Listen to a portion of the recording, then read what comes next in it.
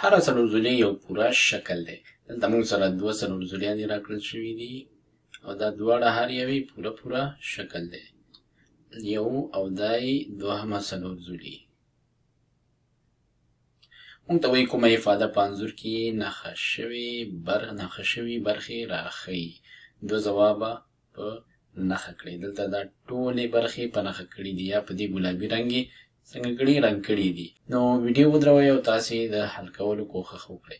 مخکې له دې چې موږ د ځوابونو ته لاړ شو، راځو ګورو چې دغه دوه شکلونه موږ په څو طریقو باندې ښودلی شو. یو خو دا چې دا دواړه طریقې پوره شکلونه موږ په نظر کې ونیسو، دا موږ وایو چې دوه پوره شکلونه دي. همدارنګه که چیرې دا وګورئ چې په نیمه برخو دواړه شکلونه ویشل شوي، دا هم نیمه برخه ده،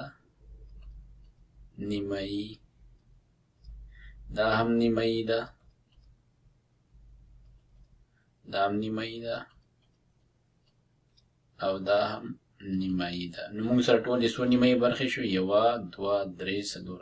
موږ وایو چې څلور نیمه